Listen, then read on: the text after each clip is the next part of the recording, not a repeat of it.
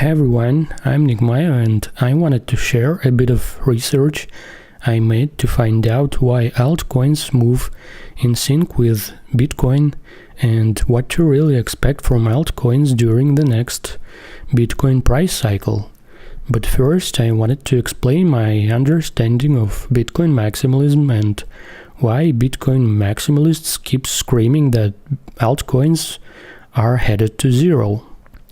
So I'm sure you saw many people who talk Bitcoin day and night, but become very aggressive when someone mentions an alternative crypto project. And they are not average Joes, some of them are very prominent influencers in the space, and you may wonder, are they so toxic to altcoins because they are that smart and know something that you cannot comprehend, or in fact they are not that smart? Don't they like innovations? How did they end up in the blockchain in the first place? Well, you don't need to be super smart to realize that all altcoins actually suck money from Bitcoin's market cap. It's no-brainer. But why is that such a huge concern? If you just want to make more money, go and diversify your portfolio. Nope. Their idea is that all those centralized shitcoins actually create confusion. And this confusion suppresses the price of Bitcoin tremendously, because nobody's sure that Bitcoin is here to stay. Because maybe tomorrow some shitcoin gets actually mass adopted and bye-bye Bitcoin. All of their wealth gets vanished. Fear, uncertainty, doubt. Bitcoin maximalists think that altcoins are FUD per se. Does it make sense? You think it's smart? Are you confused? I think it's not as smart as it seems, and here's why. Bitcoin was the first of its kind. It's genuine and it's scarce. If it was a consumer good, how would you define its category? I would call it luxury. It's like Bentley or Rolls-Royce. Owning a Bitcoin is like owning an exclusive luxury car. Now, what Bentley maximalist would say? All cars, except Bentley, are shit cars. Every car on a planet must be produced by Bentley. You should all drive freaking Bentleys. Get out your shitty Toyota or Ford out of my way. Go scrap it. You are confused by all those crappy manufacturers. If all of them go fucking bankrupt, people will discover how good Bentley cars actually are and abandon stupid bikes, trains and buses. Imagine the freaking adoption rate. Yes, it's ridiculous. If Bentley was the only car maker, it would have been nearly impossible to get cars mass adopted, because they would be stupid expensive. And although you may be confused what you should buy with all those manufacturers and models, you still end up buying something. And maybe at some point you realize that you're too old and stupid rich and you should definitely switch to Bentley. This is how adoption progresses. Well, it may seem like a manipulation because I compare a consumer market with an asset class. Like every average Joe can afford a few Satoshis. They don't need to go and buy millions of like TRX or ADA to get into crypto. Nope, it's exactly the same. It's not about price diversity, it's about adoption pattern diversity. Different cars represent different adoption patterns, and Bentley's pattern is different than Ford Focus adoption pattern, Ford Mustang has a different pattern, and Volkswagen Multivan has a completely different pattern, just as altcoins. Like EOS is for high-speed smart contracts, BNB is for Binance trading fees, VeChain is for IoT, like Monero is for, well, you know. And you don't have to love the fact that you need a ton of stupid coins to do this and do that. I'm not saying it's awesome. All I'm saying is we can't move shit forward without it. And as long as every single transaction performed with these altcoins or shitcoins or whatever you call it is a transaction where fiat, the scammiest of all shitcoins, wasn't used, I'm happy.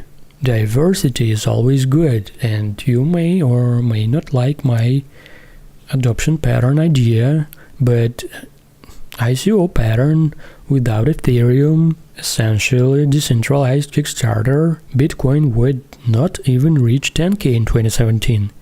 It was the greatest catalyst yet in crypto. And I hate 99.99% of all those ICOs, they're total shame. But it's a necessary evil because one of those ICOs, 1 in 1,000, through the process of natural selection, may actually bring us to the greatest shifts of existing monetary system, labor system, society structure, like those things that don't come cheap. In past, people gave up their lives to do that. Like abolishing slavery hasn't come cheap at all. But yes, a lot of stupid moon boys got wrecked buying stupid, worthless, useless ICOs. Some people blame ICO founders for selling to the open public, essentially crowdfunding, stuff that nobody understands. Come on, stupid moon boys get wrecked on a daily basis on like sweepstakes, in casinos, in government-regulated stock markets, like quitting their jobs to start Instagram celebrity careers. They don't understand any of that. Why would you even care? It's how the world's built. You can save a moonboy from getting wrecked buying a useless token by shutting down crowdfunding, but he will go and buy a stupid Ponzi shit or get wrecked in a casino. We should kindly educate Bitcoin maximalists that if they actually care about adoption instead of short-term price gains, they must embrace the idea that confusion is a minuscule price for the fact that one of those altcoin projects may actually come with a real incentive for the general public to switch to crypto over fiat. I mean real incentive, not Lightning Network, not smart contracts or whatever there is in the Bitcoin Core roadmap. Like bigger blocks? Oh, you've got bigger blocks. Let me start using your shitcoin to pay salary to my workers. Small blocks prevented me. Now I'm totally convinced. Clowns. They don't understand shit and drag the whole space into this red bullshit. Anyway, why most altcoins follow Bitcoin? Because they don't bring any original adoption patterns to the table. They only inherit this one from Bitcoin. Asset-based, speculative, pump and dump. Ethereum didn't stick to Bitcoin price chart at some point when this adoption pattern was active, but when token sales started to dry out, it got back to this pattern and started following Bitcoin again. Now, as we understand all of this, let's try to figure out when else will go to zero. Only when Bitcoin goes to zero. Same adoption pattern, along with its exclusive features like price cycles, alpha bags, etc. What else you need to know to figure that out? And you better be prepared for when the time comes and the Bitcoin price cycle reboots, it will give birth to a lot of new altcoins. Like that's the pattern. Every time Bitcoin goes up, there's a ton of forks and other projects pop. Altcoins going to zero is a useless wishful thinking. It's like stop living in a fairy kingdom and be realistic, be empirical. Well, some altcoins will definitely go to zero, and to make sure you don't buy any of those, just go to my table and figure the pattern you want to buy in. If it's asset-based, then your only option is Bitcoin. Don't buy altcoins with an asset-based pattern unless you're in it for a pump and dump. Why are you even watching this? Go and get wrecked in a casino. Go! Asset-based pattern is for Bitcoin. Transaction-based pattern, there is nothing you can really buy right now. Don't tell me PandyX or Nano or whatever, because none of existing altcoin projects produce an incentive big enough for an average Joe to switch to crypto over fiat. Don't buy anything that claims that someday it will become means of transaction, because as of the moment I'm making this video, there are none. And maybe, just maybe, this pattern is rather occupied by privacy coins right now because they actually produce an incentive, a very niche incentive, but still you can transfer your criminal money from point X to point Z very cheap. So you may buy Monero or Zcash. It's guaranteed that they will ride on the back of Bitcoin just because they have their own adoption pattern, and also they inherit the asset-based pattern from Bitcoin just because they are limited supply cryptos too.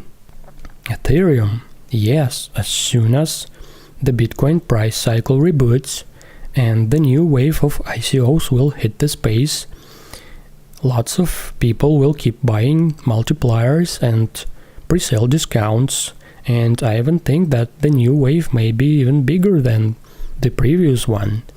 So it's pretty safe to buy the dip on Ethereum.